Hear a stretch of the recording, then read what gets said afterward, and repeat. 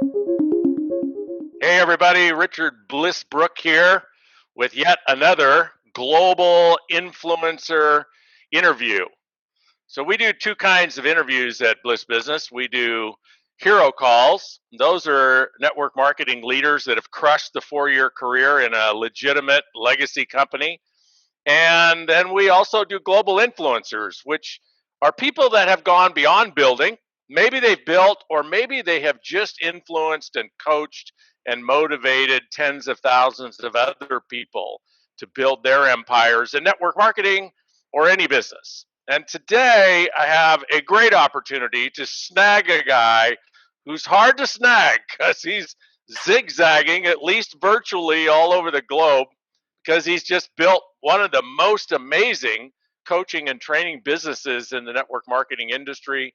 And that is the all encompassing, omnipresent Ray Higdon.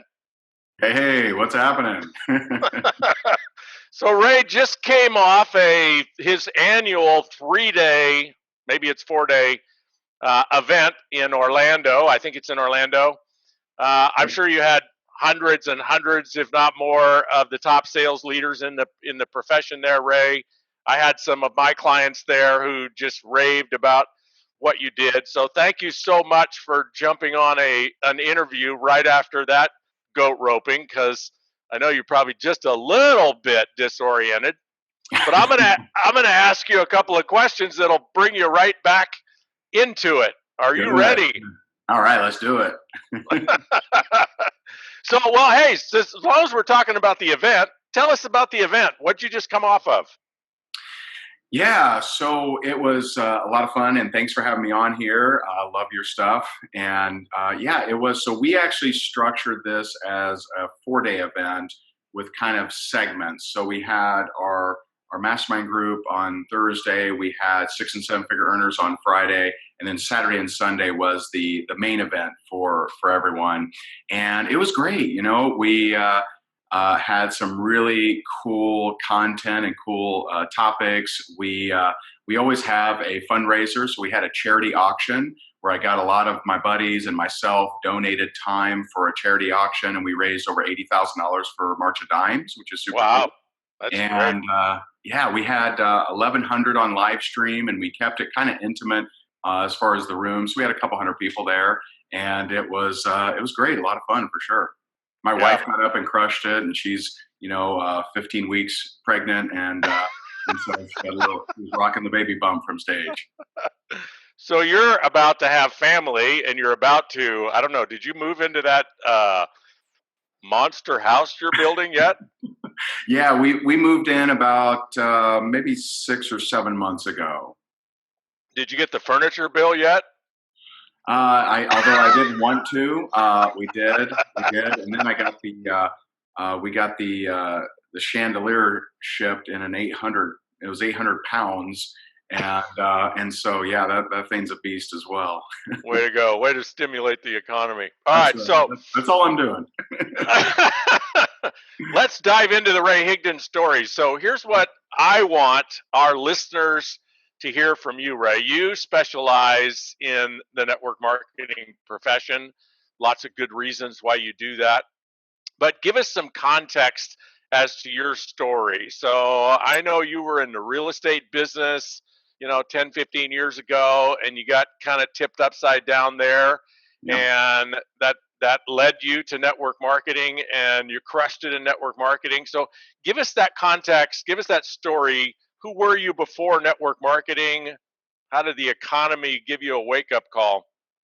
Yeah, for sure. So, I'm someone that I think the one thing I've had that was kind of drilled into me as a kid was work ethic. And I'd worked my way up in the corporate world to a pretty good salary. And there were a few things I started noticing, and that was the harder I worked, the more they would pay me, but the more they would demand of me. And so I was missing scheduled family trips. I was missing ball games, watching my sons. And I started realizing that I was spending more time with pictures of my kids than the real thing, which is not why I wanted to work so hard. I looked at my boss and his boss and her boss, and they were all making more money than me, but they're also more stressed out, and they had to work even more than I did. And so I just I didn't like where my career was headed, and I didn't know other options. I had some friends that were doing well in real estate, and I'm like, man, if these knuckleheads can do it, I can too. And that was back in 2004, 2005, and here in the state of Florida, if you had a pulse, you could make money in real estate. And so I jumped in. I went into real estate and actually did pretty good. I thought I was a genius, and then realized that it was just a hot market. And so when the market changed, I got completely wiped out. I was not prepared. I did not have the background or experience to handle a down market. And I found myself personal foreclosure, $1 million in debt, chased by bill collectors, and I had gone through a divorce. What else? And so things weren't great. I didn't know what I was going to do, and I was down in the dumps. I started dating, and I started dating a girl that was paying my utility bills, who's now my beautiful wife, Jessica. And so I tell guys, I'm like, I don't know what the problem is. If you're broke, just find a sugar mama, because that's kind of what I did. But I had a buddy invite me to a home meeting, and to be honest, I had sworn off network marketing because I had done it. I had done some when I was in real estate, not as a focus necessarily, but I had done it on the side. And I just had bad experiences with uplines. And it was just, I was always doing things in a weird way that they didn't want me to do. And although I got sales, I didn't understand culture, community. I didn't understand that kind of stuff. And so there was definitely a cap to how much I could even possibly make without knowing that stuff. But I'd sworn off it. But to be honest, I was at a point in July of 2009 where I didn't have much options. My credit is totally shot. I did not want to go back to a job after being free from a job for 4 years. $1 million in debt, chase. I didn't know what to do. So I said, you know what? I'm going to make this damn thing happen. And so I made a decision that I was going to make it happen in that company, and I joined it. I didn't, get a deal or some special anything. I just left, right. That's what I did. And so in about I think my 5th month was my first $10,000 month in network marketing. 7 months, 40,000, 10 months, 50,000. Became the number one income earner in that company. My wife, who joined that company a couple months after I started, she went on to use Facebook, and at the age of 21, built a 6-figure income. And she actually ended up becoming the number one female earner in that company with her position. And so that was awesome. There were a few changes that happened over the years. In 2013, that company merged into another company, a great company. And, we liked it. And at the same time, we had started coaching. There were different people that had been reaching out to us for like social media advice, because we were recruiting on social media before most people accepted it or taught it. And so a lot of people had asked us, how are you guys doing this stuff? How are you doing videos, and how are you doing social media stuff? And so we had started coaching, and we really liked it. And so 2016, although we'd been kind of, had one foot on each, base there, we decided to retire from actively building, sell our position, and focus on the coaching and training. And since then, that's been our focus. And we, work with a lot of different leaders, and we run a group called Rank Makers that a lot of people know about. And we just have been having a blast, and we love the profession. Yeah, well, you are, I don't know if you remember this moment, but maybe 5 years ago, Eric Worre's 50th birthday in Las Vegas. You remember that event in the big mansion? And I was watching you during that event, Ray. I was just sort of, I didn't know you really well. I kind of knew who you were, but I was just observing you, and I was kind of actually watching you watch Eric. And I could see the wheels turning, that, you were looking to create a big splash in the network marketing profession generically. And then I've watched you just kind of from afar. I've not participated, but boy, have you crushed it. You've got to be the number one couple coaching people on building, at least through social media. So tell us, Thank you. Tell us about Rank Makers. Like, what is that? How many people are involved? Sure. And what does it do for people? Yeah, I appreciate that. And let me tell you, I was nervous at that 2014 thing because you know, if I don't know people, I'm kind of introverted, and I didn't know hardly anyone there, and I was just like, so I I do remember that.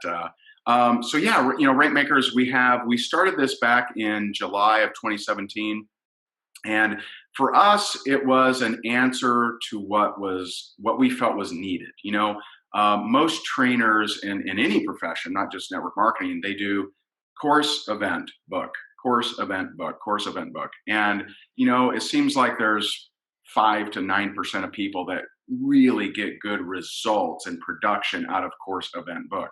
You know, everyone gets fired up, but do people actually, you know, produce? And so we thought, you know what, people just need to be spoon fed action steps and accountability. And so we took the idea of, okay, how do we give people in a tribe like fashion action steps every day and hold them accountable, and or at least allow accountability, I should say. I don't hold anybody accountable, but how do we give them accountability and tell them what to do each and every day? And so we created a group called, you know, Rank Makers. And so this is a group that I've gone live in every single day since July 2017. And we give an Wow. action step and a training. And every week we go over our accountability. So we actually track production. And so I just did it for last week. So last week, Rank Makers brought in 1,177 new customers, 474 new reps, and we had 113 rank advances. But last year, we actually had 4,054 rank advances, and our goal this year is 10,000 rank advancements. And that's people in all different companies, all different countries, all over. And so we have about 14,000 people in there right now, and it's a lot of fun. You know, there are people in there that have been struggling for a long time, most likely due to overthinking and overcomplicating and trying to get things perfect. And you know, we just give them simple action steps to do each day to progress them toward their goals. And we love it. We have so much fun in there. Yeah, beautiful. So if somebody wants more information, rankmakers.com. Yeah, rankmakers.com. You know, it's open from time to time. You know, we kind of open it a couple times a month usually, but you can get on Beautiful. the waiting list there if it's not open. Okay. So tell us this, Ray. I don't know the exact stats, but you know they're pretty close. 100 people join any decent network marketing company, and you track them over the next year.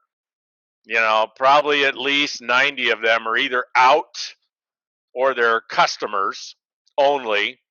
There might be, you know, 5 or 6 that are dabbling with it, and there might be 3 or 4 that are actually building. Hmm. What do you, you know, I'm just generalizing those Sure. numbers, but they're probably pretty close. So, what do you see as the number one missing for the ones that, you know, they don't ever engage in the business opportunity? They just end up either quitting or being a customer. They join with the intention. So they raise their hand, they say, okay, yeah, this sounds like a good idea. Let me try this. And, you know, a year later or 3 months later or 3 weeks later, they're out or they're just maybe buying the product. What do you see as the number one missing for those people that they don't catch a vision that sustains them? Yeah. And so, I mean, my answer to that would be culture. And to define that, culture is the making of people to feel good, regardless of level of desire or level of result. And so, the biggest, I believe, my opinion, the biggest leadership mistake that's made is the non recognition of the distinction of desires. And so most, you know, like, and I learned this, I learned culture at least from Larry Thompson, and I just love his stuff and edify him all the time. But about 5% of any organization, whether it's network marketing or not, wants to reach the very top.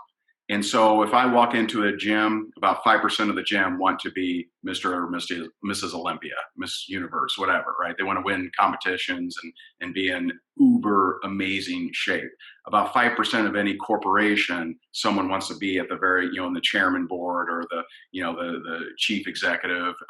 And so I don't really think it's that different, but the difference is how are people made to feel based on that level of desire or level of result. And so we teach people, most leaders that we run into kind of before we work with them, they think like sales managers. So they look at network marketing as a one-trick pony, and the only source of happiness is commission. And so they operate like a sales manager, right? So they're like Glenn Gary, Glenn Ross, and just coffees for closers. And they're doing things in a manner that if you aren't getting results, you don't feel good being there. And so we like the analogy of a gym owner. So if I go into the gym and I work out for 4 minutes and then get my 2200 peanut butter banana chocolate smoothie and I fuck it all up, right? The gym owners, what does the gym owner say to me? He says, "Way to go, High buddy. five. Hey, congrats for coming in, man. You got this." He doesn't say, "Lift your shirt, boy," right? He doesn't say, "How come you didn't do some front squats?" He says, "Way to go," because he likes my membership, right? So he likes me paying every month to show up there. And if I feel good having dad bod or something that's not of Mr. and Mrs. Universe caliber, that's not a problem for him. Now, most leaders, that's a problem. They reflect it as, "Oh, how do my leadership get better? Because there's only a small percentage of people crushing it." Well, not everyone has that level of desire. Not everyone wants to make $25,000 more a month. And it's something that, some people are in this game and started this game to make a couple $100 a month. And if they feel good during the process of pursuing that, then they may get there if they're made to feel bad. And this is where it's kind of risky for people. Like if you push too hard too soon, most people who have never succeeded in their life, and that's one of the benefits of network marketing. We see it as the lowest risk, lowest overhead way for the average ordinary person to start a business. Most people haven't read a book on sales or persuasion or marketing or any of this kind of stuff, and so they're not going to crush it at network marketing right away, most likely. But if they feel bad because they're not, then they'll never get to where they are. And so I would be very cautious as a leader operating as a one-trick pony, as commission only. And I would also be cautious to only share fast success stories. And so we prefer slow success stories or small success stories. How Tina made $20 this week. Yay, way to go, Tina. Right? Or how Linda was in for 2 years, got her first customer. Like those are more encouraging for the masses versus the 5%ers who really want to crush it. And they don't need a whole lot of that anyway. And so that would be, culture would be the answer for many, many questions in network marketing, in my opinion. Yeah, that's great. That's beautiful. So probably the number one thing in creating that culture is a culture of recognition for those 95%ers to just show up and do whatever they're inclined to do. Yeah, I mean, two things. People are a part of a church because of the culture, not because of the recognition of how much they put in the collection plate, right? And so it's you showing up to the bake sale, to the church service, to the whatever. You feel good doing that. You're on a mission, and so one real common mistake is if you look at most teams' Facebook groups, it's how to recruit. Here's the comp plan. Here's the next opportunity call. It's every single thing is about business, business, business, business. Well, what does that say? If I go to a gym and on the wall, all the posters are Mr. Olympias, then what does that say? It means this isn't the place for normal Joe. And so I would mix in things around culture. I'd mix in things like, hey, what's your biggest win, personal or business this week, guys? And have people share that they got some results from the product or save money with the service, or that it's their wedding anniversary or birthday or whatever. And so start treating it more like my favorite analogy is like a Boys and Girls Club. A Boys and Girls Club, their mission is to get kids off the street. And if you go to the nicer Boys and Girls Club, they have like sections. So they have like a music section, they have a cooking section, they have a computer section, and you go there and their mission is just to get you off the street, right? And you go there, and if you want to learn the guitar, you can learn to play the guitar. If you just want to bang on some drums and be silly, that's fine too. And so create an environment where the people that want to step up are certainly encouraged, but the people that just want to hang out and be family and high five you at the events and take selfies with you, they feel good too. And we say that the longer you keep them around the fire, the more likely they'll catch a spark. But don't be addicted to that. I know people in network marketing, been in network marketing for 30 years, never made a dime, but they love it. And so who am I to say you can't be happy? You're not a diamond. right? Why do I have to dictate their happiness? If they're happy being a part of the family, awesome, nothing wrong with that. Right. All right. So let's talk about the 5%ers that want to do something significant. Now, if we track them over the 4 or 5 years of the first 4 or 5 years of their career, a very, very small percentage of them rank advance the way they want to, earn the kind of income that they want to. There's a whole lot of people in that bubble of struggle. They're trying, they're going to the events, they show up, they want to be successful, but they just struggle. Let's talk about them. Like, what are the distinctions you find in them that when you flip the switch, things happen? Yeah, I think, the thing with those guys is mainly expectations. And usually they're dealt soul crushing blows on a weekly basis because they hear of someone quickly succeeding. And I understand why that happens, because the leader wants to say, see guys, Mark, he's 10,000 a month, his first month, guys, see, and you think that that's motivating. That ain't motivating. That's soul crushing. All they think is, oh man, how come I didn't, right? And so, sharing more stories of, like one of our friends, Amy Murphy, her first 17 years in network marketing, she made $3,000 total, which we know what that means. I mean, she lost about 10,000. At least. She's now $1 million earner. Now, how many people need to hear that story?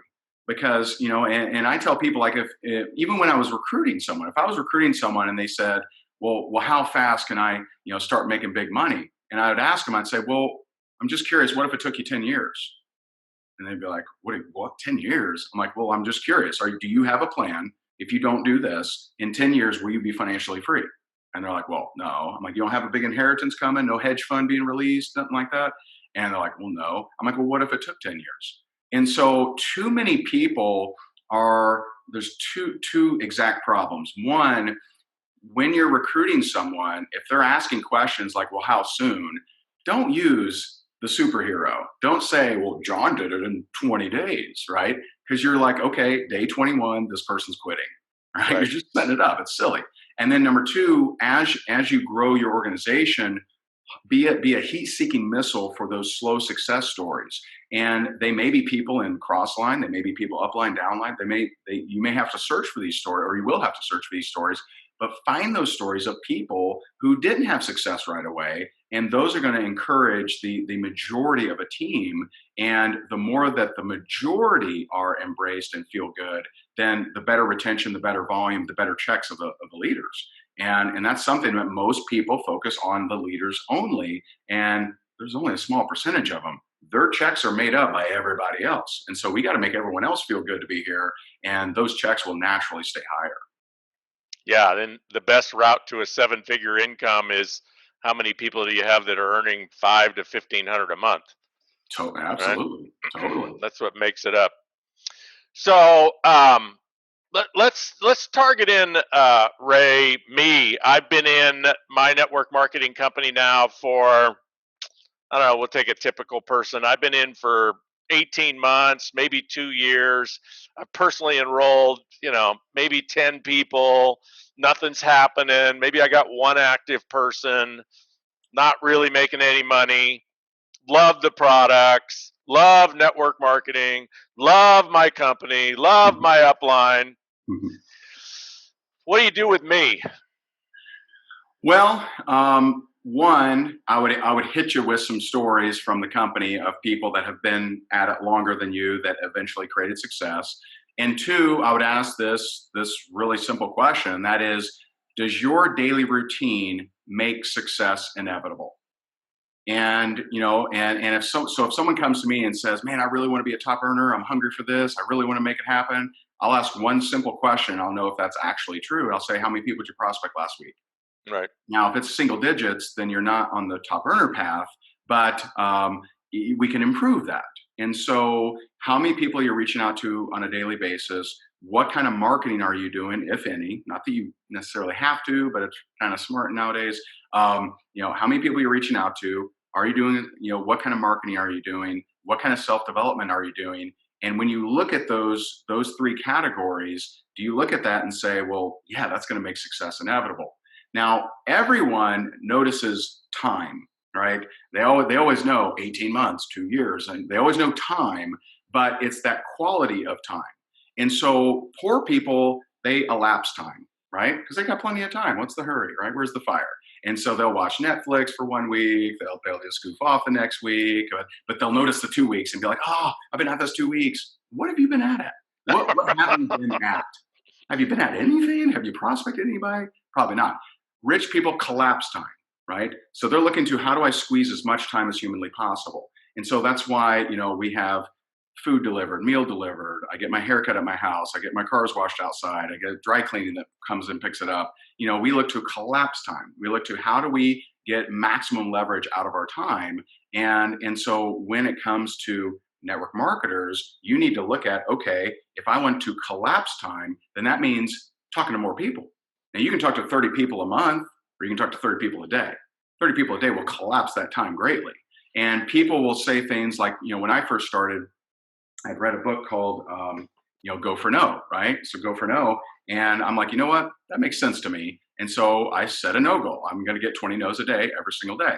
And I did that every single day. And so I would do a video. Get 20 no's a day. And if you ask yourself this question, if anyone on planet Earth gets 20 no's a day and does a video a day, is success inevitable? Yes. If it's month 1, month 2, but does anyone do that and like, I can't believe that worked. That's shocking. No, it's not shocking. It's, yeah, of course you did. And so ask yourself these questions. Are you collapsing time? And people will say, well, I've been at it 6 months too. I'm like, yeah, but I was getting 20 no's a day. So most people prospect in 5 years what I did in 3 months. And so are you collapsing time? Is your daily routine making success inevitable? Cool. So let's say what I'm looking to pursue is, by the end of the first year, I want to be making like $1,000, $2,000 a month, and by the end of my third or fourth year, I want to be making 10 grand a month. I know it's different in every company, but give me like a real general ballpark pace of play. I want to be making that kind of money. I'm not looking to be a unicorn. I'm not looking to, I don't see myself as number one distributor in the company or being at the top of the comp plan in the next 4 or 5 years. I just want to do really well in network marketing so that I'm impenetrable with my family, my friends, my own self-talk. Everything about my network marketing career says, you know what? I'm doing pretty darn good. 100 grand a year after 4 years. I could go full time maybe if I wanted to. I got plenty of money after my first year. I'm paying all my bills, all my travel. Maybe I even went and leased a new car. What's the pace of play that you would design that would hold that kind of success inevitable? Yeah. So first, for safety reasons, I would seek to reach those goals much faster, but not be addicted to it. And so the reason I say that is a lot can happen over 4 years. You can get in a life-changing accident. You can have a spouse get sick and have some kind of health issues or something like that. You can have a lot of different things go wrong. And so I would suggest if the end goal is eventually there and you're okay with it being 4 or 5 years, be okay with it being 4 or 5 years. I like that attitude, but I would look to, how can I most quickly get there? How can I get there as quickly as possible? Because the faster that you get there without being addicted to it, then you will be safer. Because if I say, you know what, I'm going to do in 4 or 5 years, you just don't know what's going to happen. And so, my suggestion would be, look at your available time, and maybe you have a job or whatever. Look at your available time. And I would spend half of that time, if not more, prospecting people, reaching out to individuals. And that could be cold market, warm market, online, offline, face-to-face, whatever you want. That's dealer's choice. And so spend half of the amount available time and, schedule in family time, have if you have a job, if you got 2 hours a day, spend an hour a day prospecting, reaching out to individuals. Take the rest of that time, do some self-development because that's going to be needed. And if you're going to do some marketing, maybe do a video a day if you can, and if you can't, then as many as you can a week. It's kind of like working out, right? Going to the gym once a week is better than never going. But if you can go every day, man, that's awesome. And so I would just look to how do I create a routine that should make that happen faster, but not be addicted to it actually happening faster. Too often people have a plan like that and they're like, you know what, my plan is 4 or 5 years, and they kind of dink and dunk that first year, second year, and then something happens, they lose a job, and all of a sudden it's like, oh no, this is not according to plan. But had they sped it up a little bit, they'd be further along. And so I don't think the slow road to six figures is really ever a good idea. Again, be okay if it takes that long. I would look to get there faster, and you will be more secure if you do. So what would you suggest as pace of play? So if I have an hour a day, Yeah, then what I'm gonna do in that hour is I'm going to prospect people. I'm gonna do personal development, and what was the third one you said I'm gonna do? Oh, if you do marketing. marketing, I mean, if you Yeah, do a right, video or right. Facebook Live or Okay, let's just focus on prospecting. How many okay, people would you, if you were my coach, and yeah, I say I want to get to six figures, I want to get there as fast as possible. I don't want to be reckless. okay, Let's just say I'm not in some hypey startup, recruit everybody. I'm sure, not going to try to recruit 30 people in 30 days. right. But I want to get there as fast as possible. I want to do it responsibly. How many people would you have me prospect in that hour? I mean, that's going to depend on your method. I mean, I used to do telemarketing, and I made 450 calls a day. Nobody does that, right? Right? That was a full blown day. And so for me to get, and it also depends on do you some people resonate with a no goal. For me to get 20 no's, it was usually about 2 hours. But some people just go by number of people I reach out to, right? Which is probably more time efficient because I had to actually get a no, right? I had to have someone respond and say no, and so I would say set your clock and set your watch to whatever you can do in that hour if that's what you have, and if it's calling from the phone, you should probably be able to get through quite a few. Tough to say exactly. I don't know, 10, 15, something like that, depending on how many people you get a hold of. Rely on the tools. You should not be spending a lot of time on the phone or a lot of time talking and everything. You should be relying on the tools, whether it's a sizzle call, video, whatever, meeting, if you're inviting people to a meeting. But I would spend that time reaching out in the way that you most feel best about, and stay consistent with that. And so it's tough to say numbers. I usually don't give someone their numbers. I'm like, take the time, set an egg timer if you need to, and just go prospect however it is that you like to do. Yeah. So if I split up that hour in thirds and I spend 20 minutes prospecting, maybe I'm doing that through social media connections, Could connecting with be. people, messaging them. Maybe I'm calling people. Maybe I'm texting them, Sure. whatever. So that's sufficient. Let's say I get a hold of 4, 5, 6 people and I get 3 or 4 no's, one maybe, and a yes. That'd be fantastic. If, Yep. I mean, I tell people, like, if you're doing cold, like cold, most people that don't have experience at that or just kind of getting started, for them to get 10% is not bad at all. Right. Don't be afraid of 10% if Right. that's the results that you're getting. So talk to us about personal development. So if I'm going to spend 20 minutes a day in personal development, what does that mean to you? What do you recommend? Well, rank makers, of course. So Okay, good. I mean, I do that every day in there. But it can look like a lot of things. For me, I mean, every morning I'm walking for about a half hour listening to an audiobook, right? I'm sitting in the sauna reading a book. So it could be, if you like reading, read. If you like audio, do audiobooks. If you have your favorite trainer or whatever, watch their video. The like for me, like magazines, like even good magazines, I kind of see those as like additional stuff. They usually can't dive too deep, but books are usually better, or courses. I go through a lot of courses as well. Okay, good. And then marketing. So I think this is probably your sweet spot. If I'm going to spend 20 minutes a day marketing, can you give me like 3 or 4 hot tips, things that I might want to consider doing? Yeah. So if you resonate, whichever one you resonate with, because Instagram is very, very marketing friendly. Facebook obviously is still a juggernaut, and so your most effective and leverage way is video, no question.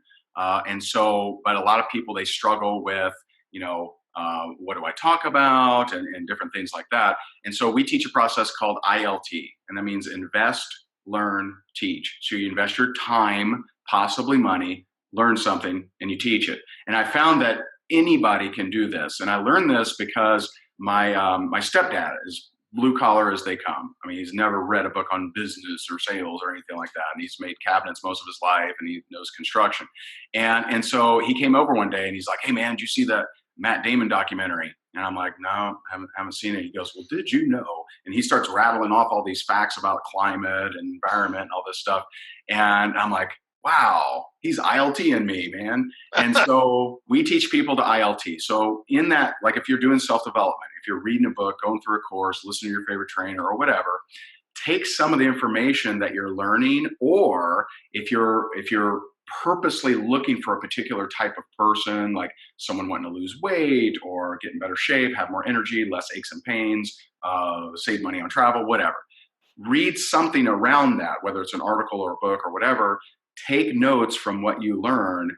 Go on a Facebook Live and say, "Hey guys, I just got done reading this book, and in this book I found 4 tips to save money on travel, or I found 3 ways to get ripped in the gym." And go through those notes, edify wherever you learned it, because you don't have to say these are my original ideas. We suggest against, for duplication reasons, we suggest against position yourself as a credible, special, expert authority, because most people aren't. And they'll think, "Oh, I have to be that to duplicate," and we don't like that. And so share in there, whatever your tips are, and then have some kind of reason for them to reach out to you. And we call that a call to action. And so, "Hey guys, if you like these tips on meal planning, feel free to reach out to me. I got a free 7-day meal plan I found online. I'm happy to send it to you." And so when they connect with you, and you may not get it right at first, but if you keep doing these things, some people will reach out to you. You do what we call a CTA delay. And so CTA stands for call to action. And so it's a call to action delay. And so when they reach out to you, you say, "Hey, I'm more than happy to send you that meal plan, or the ingredients to avoid in shampoo, or the 4 tips to lose weight," or whatever your thing is. "I'm more than happy to send that to you when I'm in front of my computer. I'm not in front of my computer right now, but I'm just curious. Do you have a program to lose weight? Do you have a way to save money on travel? Are you part of a VIP vacation only, thing, whatever?" And so ask the question, and you have a positioning there. If they answer, then, and they say, "No, why?" And you say, "Well, I'm actually a part of one. I'm happy to share it with you if you'd like. If you're open, I can share it. If not, no worries." Now, you still send them the whatever giveaway is, but, pay attention to that. And that's a Right. very easy way for you to have more conversations. Yeah, I like that. Okay, let's go back to the Facebook Live. So Okay? I think one of the questions people have, Ray, about Facebook Lives is they look at their Facebook page or their Instagram page and they say, "Okay, I have, whatever, 800 friends, Sure. 800 people following me. And so I'm going to do a Facebook Live. Am I speaking to the people that follow me and are my friends, or am I speaking to my team that's following me? Who am I speaking to? Who like just my mental prep, my delivery, who's the audience?" Yeah. So I would position in your mind the exact individual that you're trying to attract to you. And this is golly, I think Claude Hopkins came up with this in the late 1800s, of when in marketing, to speak to an individual, not to a group. And even when you're speaking to a group, you're still talking to an individual. And so I would just ask myself, like, who am I trying to reach out to me? And I would envision that person in your mind. And if it's Nick or Judy or whatever, and that's how you're speaking. Do you ever struggle with weight loss? Have you ever stepped on the scale and you're like, dang it, and you're just upset because you just had a bad weekend after being so diligent the past week? So you want to, there's a couple kind of rules around marketing that just work psychologically. One, talk more about their crabgrass than your weed killer. That's a quote from my buddy Ben Settle. And that means talk more about their problem than your solution. Right. And too often they make a mistake and they talk about what it is, right? So they're like, here's this new collagen thing. And people don't actually care what it is. They care what it does. What does it do? What is it going to do for me? And so speak to the individual, speak about the problems that whatever you're going to be talking about should address and help out with. And what'll happen is when you start, yes, you're going to be talking to people that are mainly following you. But as they comment, as they possibly share, as you start doing this more and more, different people will start hopping on. Different people will start, coming to you. And, a lot of times people are like, well, how do I get more engagement, or how do I get more viewers, or how do I get more, people watching my stuff? And that is one, be someone worthy of watching is step one. And that is provide value, offer solutions, offer actual education that someone would want to share. And, and we see value as, does someone get benefit whether they purchase from you or not? And if the answer is, well, only if they purchase, then that's not really value, we don't think. We've created thousands and thousands of podcasts and videos and all this stuff over the years that no one had to buy anything for to appreciate the, some kind of help for them. And so be more educational. You don't have to be an expert. Just tell them where you got it from. I read this book or whatever. And so speak about the problems, offer solutions, offer tips, offer secrets and hacks and all those different things that people offer. And you'll start getting new people on there. And most people think that their Facebook friends know what company they're in and what product they have. And it's actually not true. It's not true. David Ogilvy said a million years ago, he said, you're not marketing to a standing army, you're marketing to a moving parade. And so people got stuff going on. I mean, they're zipping back and forth, they're chasing kids doing laundry, they got their own stuff going on at home and at work, and they're not tuning in to what Tina's doing in Oklahoma, right? And so, you, by providing value and having compelling calls to action, you'll get people that have been connected to you for years actually reaching out to you. And we see this all the time. Yeah. So somebody could do something as simple as grab a good book. Maybe the first live is, hey, I'm going to read this book, and here's why I'm reading it. Here's what it's about. And maybe a few tips about what they learned in the first chapter. And then every day they could just like do a chapter. Like, here's what I got from the chapter. Totally. Or they could say, I'm studying Ray Higdon this month. And so every day I'm going to do a live about a podcast that he did or an article that he wrote. And so where do I get the free thing, my 5 steps, my 7 steps? Where do I get the ebook free giveaway? How do I create that? Just Google it. Seriously, just Google, 7-day meal plan, 7 steps to lose weight. Just Google. And you can even say this. You can say, hey guys, and by the way, I spent a lot of time searching for these amazing tips, and I'm happy to share them with you so you don't have to spend all this time searching for them. And so you don't have to, a lot of people, I know people that they've spent the last year perfecting their giveaway, and like they got the brand mark, they got them in a leather jacket now, and it's like, you don't have to do all that stuff, because always remember, what is it that you're actually craving as a network marketer? That's conversations. That's all you're craving. How do I get more conversations? And although I was hungry enough to reach out to a lot of people, I prefer people reaching out to me. I would much rather do something, anything to get people to reach out to me, because to me, that's a much easier conversation to have than me going out to them. Now I'll do it because I'm hungry, man. But I'd much rather figure out intellectually, how do I get people to reach out to me? And so I much prefer doing things in a manner to get people to reach out to me. Yeah.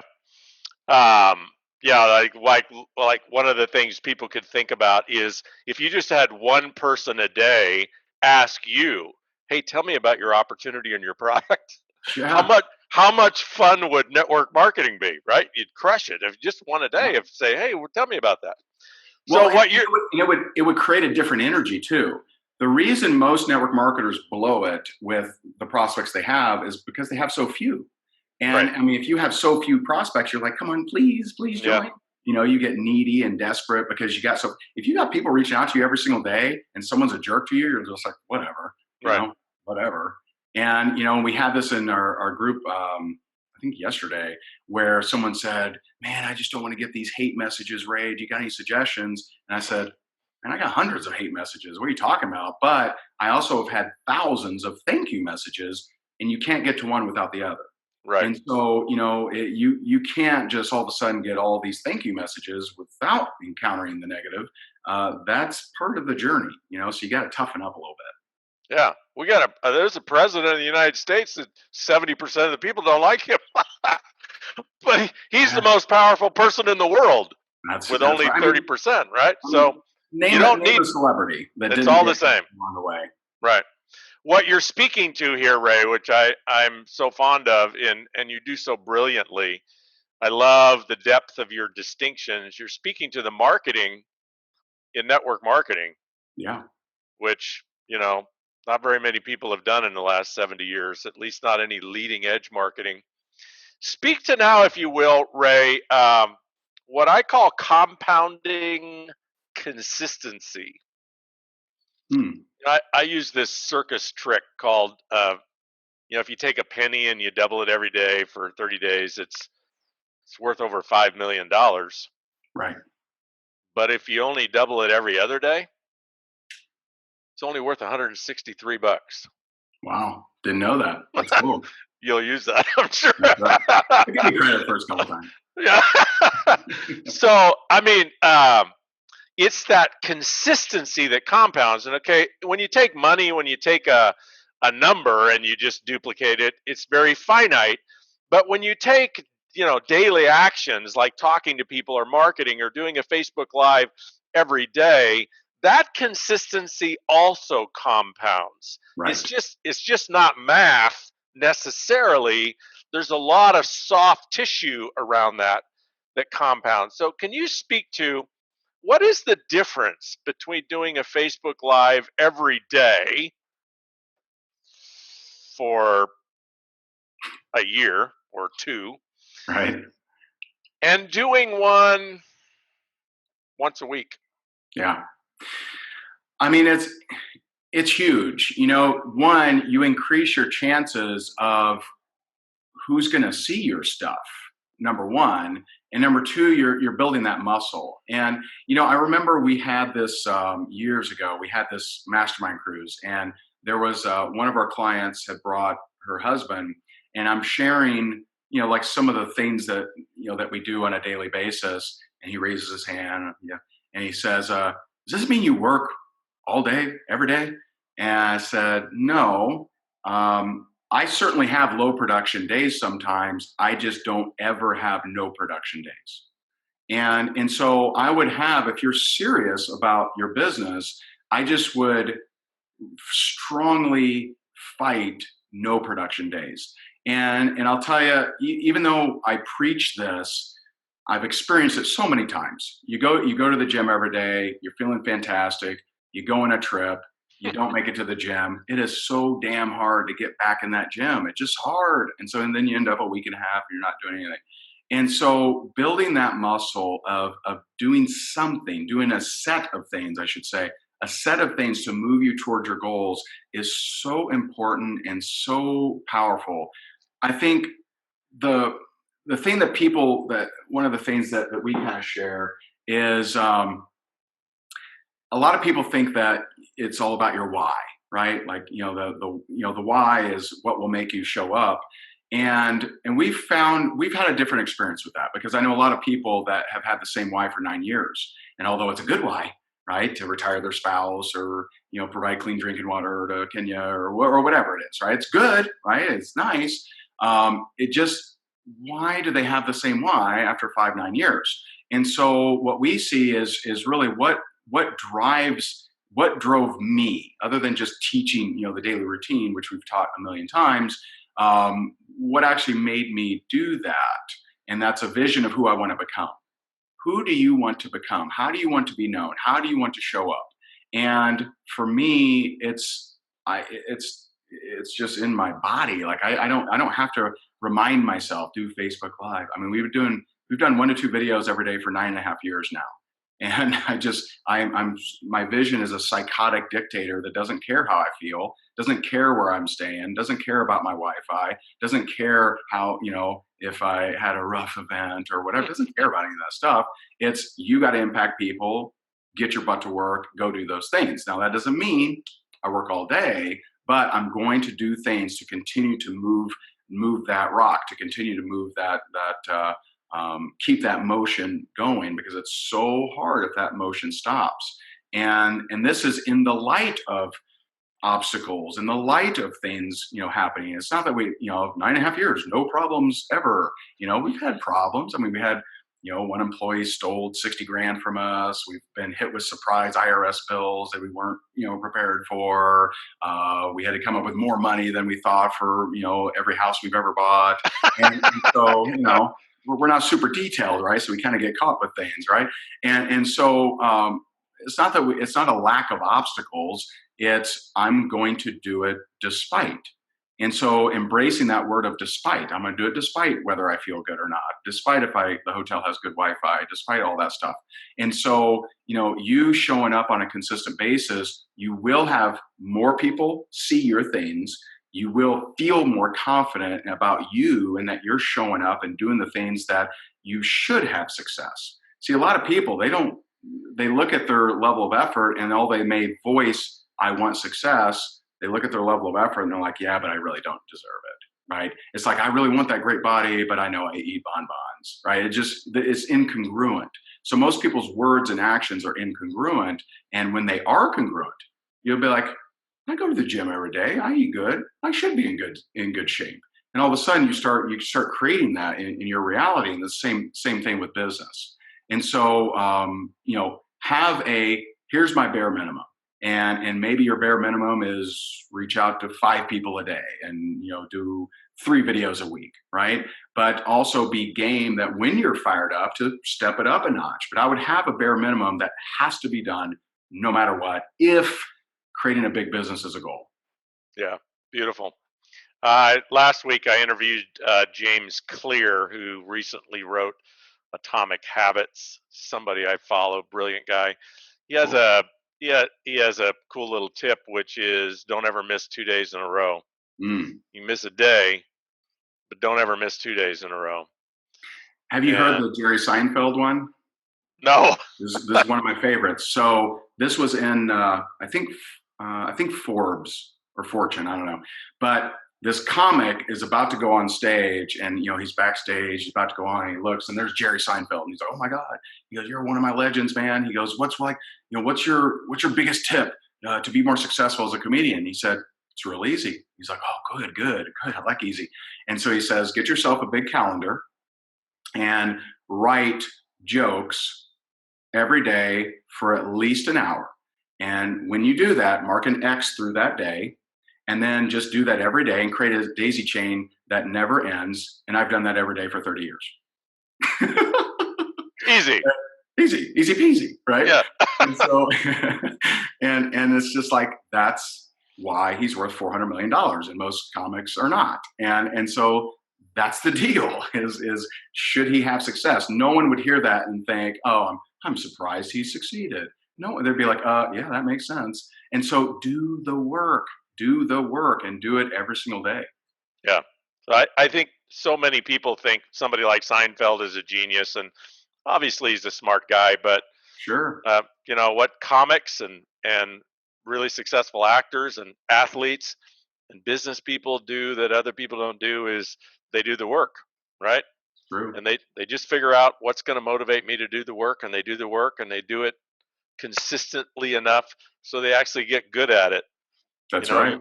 You and I used to be horrible, I'm just guessing horrible, pathetic, disgusting recruiters and public speakers. No doubt. Absolutely. I was terrified of speaking. I almost quit a job because they wanted me to speak in front of the 5 people I worked with for 6 years. and my hand was on the phone to call in sick because I didn't want to do the presentation. And absolutely, I agree 100%. Yeah. So how you get good at anything is practice, and so Right. we got to figure out the motivation for practicing. So let's wrap it up this way, Ray. What do Okay. you see? What do you see about our grand profession? What do you see missing? What do you see that disgusts you, that frustrates you, that saddens you? Mm. And give that a little bit of attention. And Hmm. then what do you see that inspires you? What do you see for our future? Yeah. So multiple things there. Let's see. What what um, what Dis- saddens me? I'm gonna di- have to di- run out of the category. what disgusts and Right, saddens you about our profession? right, right. So what saddens me is when leaders don't when they try to instill their level of desire on everyone in the team, and they make people who would have stayed forever leave and make them feel bad, and they don't understand that it's making them work so damn hard. Like, it just doesn't have to be that hard.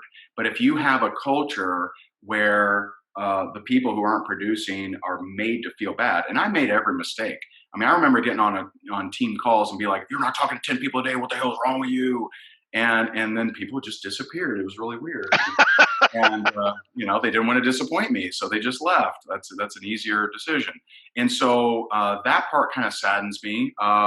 When when network marketers, I should say, when network marketers are leading with hype in two manners. One, how easy it is. Stop saying it's easy. It's funny to me because there are people that will lead with "it's so easy," and then they get frustrated because their people aren't working. Well, you told them it was easy, right? I mean, you don't. I mean, I remember I worked for like a couple days for a cable company digging ditches, and they certainly didn't say, "Yeah, it's really easy, Ray. You'll just dig ditches for 8 hours," right? They said, "No, it's backbreaking work." So I was like, "Oh, okay." It really sucked. But they don't lead with easy because they want me to keep showing up, although I didn't. And so it's if you're leading with easy and you have crappy reps, you've gotten what you deserve. And so stop leading with easy. You could say simple. It's a simple action. You don't got to learn trademarks or patents or supply chain management, currency conversion. You don't got to make almond butter cookies in your basement. You don't have to get fancy machinery. You just ask human beings if they're open to taking a look at what you got. It's simple, but easy is not the word that I would use. And the second part that I don't like about hype is leading with too high a dollar amount. And so I would not do much marketing at all that spoke to more than $300 to $500 a month, because there's people all day long that are like, make 10,000 a month. Well, the two problems with that is, one, most people don't think they can make 10,000 a month. Most normals, and I know us in network marketing, we're kind of warped, and we see all this money everywhere, right? And we now think everyone else thinks the same way, and that's not the case. It's I would not spend a lot of time on marketing that said for more than $300 to $500 a month, because I want as many people as possible to have conversations with me. And so watch the money claims and watch the how easy it is to make big money. That would be the ultimate. One of the things that excites me, like really excites me, is years ago, if you said, "Hey guys, I'm an entrepreneur," most people would say, "Oh, I'm sorry to hear that, man. I'm sure you'll find something," right? Right. And when Shark Tank came out, it kind of made entrepreneur kind of cool again, right? Which is neat. One thing that is really exciting is that there are now 750,000 Uber drivers in the United States alone, 2 million worldwide. 750,000. Now, not one of them joined Uber to make 10,000 a month, because they ain't. None of them. And there's not one of them making $10,000. None of them. Zero. Right? There's not Right. Sergio that just drives Right. 23 hours a day and sleeps 1 hour and gets back up. Right. No one, not one of them is making six figures. So what does that mean? What does that say? I've heard network marketing people talk about America and being lazy, right? I've heard it time and time again. And that's a culture thing. That's a culture thing. That's not an America thing. And so I know a lot of leaders that are like, I only build in Asia, or I only build over there because America lazy. And that's a culture thing. Why are there 750,000 people breaking their back, getting back aches and butt aches from driving an Uber? They're doing it to make $300 to $500 a month. That's what they're doing it for. That's what most of them are making around that. And so that gives a lot of hope, because next month Sergio's got to drive again and again and again and again and make the same amount of money. You can talk to those people in a way and talk about a simple process to make that kind of money and make it over and over and over in network marketing. And so that's really exciting, because what's happened is between Amazon and between Uber, there's proof. There's proof that there's hundreds of thousands of people in America that want to make a little bit of extra money, and start speaking to them, and you'll start snagging them. Yeah, love that, Ray. Really, really extraordinary. All right, well, we're coming up on an hour. I think we could probably go another hour. You got another hour in you, don't you? But let's put icing on this cake. So the listeners, Ray, most of the people listening to these podcasts are, I'd say that 5% that they're in the game, they're working, they're struggling maybe. There's a few people listening to these that are killing it. But most of the people that are listening to these, they're like, you know what? Give me the answer. Turn the light on for me. And I kind of consider these podcasts like an event. Leaders are born at an event. And how does that happen? Somebody said something, they saw something, they got caught up in that group vibe where all of a sudden all the lights came on, and people just tend to declare, I can do this. And when they declare it with every fiber of their being, they tend to go do it, no matter what company they're in or what system they use. So if you had 30 seconds or a minute to turn my light on, what would you tell me? That's a big suck it up, Buttercup. You can do it. You got a minute. You got 1 minute to turn my lights on, and if I don't get it from you, Ray, I'm never gonna get it. I would say I can show you how to create success. I can't show you how to want to create success. You got to be willing to do the work. I have a boxing trainer, Maurice, that comes here and beats the hell out of me 3 days a week. If I can't tell you, there is no amount of money I could pay Maurice to do my sit-ups. I can't pay Maurice to swing my arms around, right? I can't pay anybody to get me in shape. I have to do the work.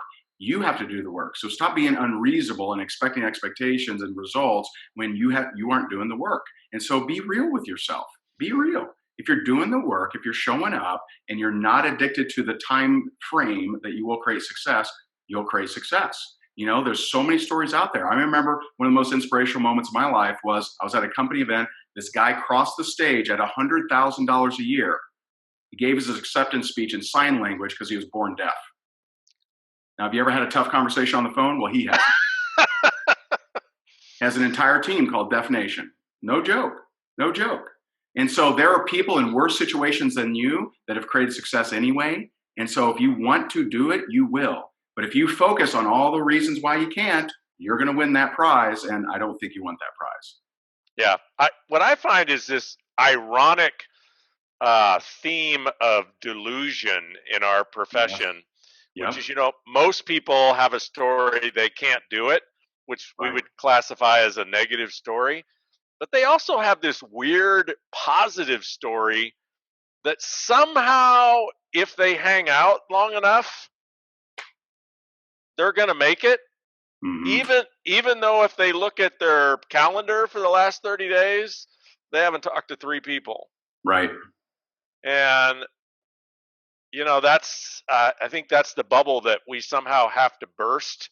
In a way that you so brilliantly said keeps people around the fire, right? Until they get it. Is, hey, stay around the fire until your lights go on, but maybe get real about until you do the work. You're just here for the cookies.